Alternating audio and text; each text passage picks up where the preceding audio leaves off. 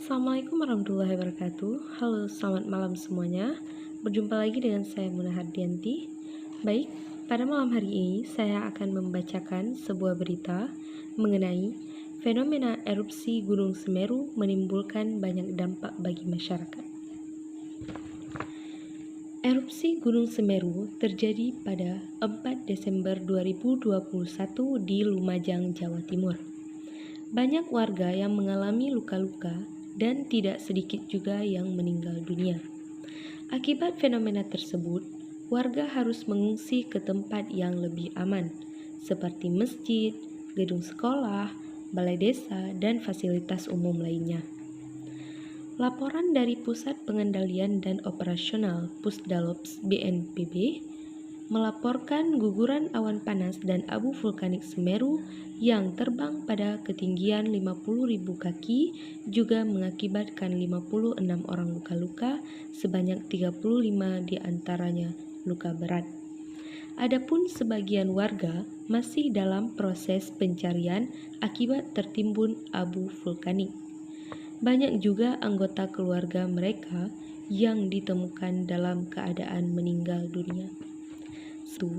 Dampak yang ditimbulkan dari bencana tersebut berupa dampak internal dan juga eksternal. Dampak internal seperti trauma dan juga merasa ketakutan. Sedangkan dampak eksternal yaitu mereka kehilangan harta benda dan juga rumah mereka karena tertimbun material awan panas dari Gunung Semeru tersebut. Adapun dampak fasilitas umum terparah adalah putusnya jembatan Geladak Perak yang menjadi akses utama Lumajang dan Malang. Dan bahkan sudah tidak tersedianya sumber perekonomian bagi mereka. Untuk saat ini, mereka hanya bisa mengandalkan bantuan dari pemerintah. Maka dari itu, diharapkan juga kepada pemerintah agar secepatnya menyiapkan keperluan-keperluan pokok yang diperlukan warga yang terkena dampak fenomena tersebut.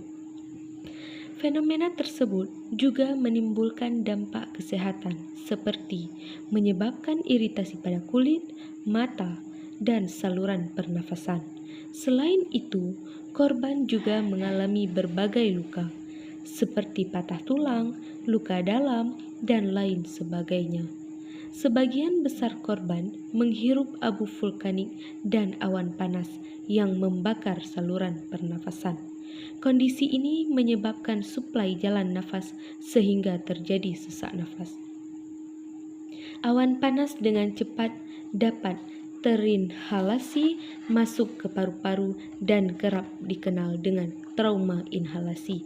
Gangguan saluran pernapasan bagian atas dapat memicu munculnya gejala penyakit batuk, sesak nafas, nyeri tenggorokan, iritasi hidung, dan lain sebagainya. Sementara gangguan pada paru-paru dapat menyebabkan radang, apalagi kematian jika tidak ditangani dengan segera.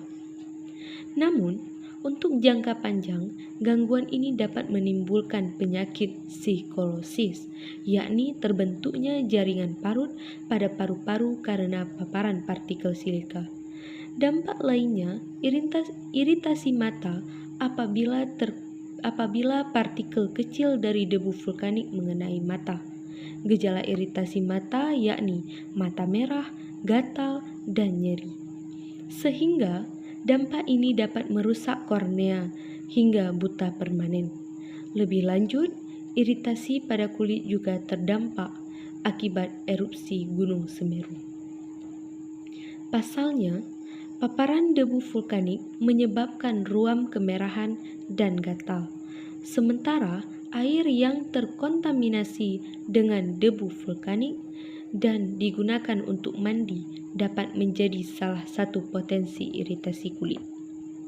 Kepala Pusat Krisis Kesehatan Kementerian Kesehatan Republik Indonesia, Eka Yusuf Singka, mengatakan korban luka berat didominasi luka bakar sehingga membutuhkan penanganan khusus dari dokter spesialis. terdapat 5 rumah sakit di Kabupaten Lumajang yang menjadi rujukan pasien luka bakar pada kondisi keparahan di atas 20%. Dinas Kesehatan setempat juga menambah kapasitas pelayanan dengan melibatkan fasilitas rumah sakit dari Surabaya dan Malang untuk antisipasi lonjakan pasien. Penanganan pasien luka bakar melibatkan dokter dari Persatuan Ahli Bedah Indonesia, Ikatan Dokter Indonesia, Palang Merah Indonesia, dan seluruh lembaga swadaya masyarakat yang bekerja di bidang kesehatan. Sementara itu, dampak erupsi dapat mempengaruhi makin buruknya penyakit kronik, baik disebabkan daya tahan tubuh yang menurun maupun stres atau lalai makan obat. Diharapkan kepada dokter-dokter di setiap rumah sakit agar selalu mengontrol keadaan pasien agar keadaannya tidak semakin memburuk. Adapun langkah pencegahan dari dampak erupsi Gunung Semeru tersebut, warga perlu menghindari bahkan meninggalkan rumah ke tempat pengungsian, terutama bagi mereka yang tinggal di daerah yang terkena asap dan abu vulkanik. Namun, warga juga perlu menggunakan masker atau pelindung saat bergegas meninggalkan rumah. Sementara, fasilitas air atau sumur galian perlu ditutup agar tidak terkena debu. Seperti makanan, buah-buahan, dan sayuran wajib dibersihkan dan mencucinya dengan bersih. Warga harus tetap waspada dan selalu berdoa agar semuanya dimudahkan dan diberi kekuatan. Diharapkan juga untuk selalu menerapkan perilaku hidup sehat dan bersih baik dalam rumah maupun di tempat pengungsian dengan sebisa mungkin.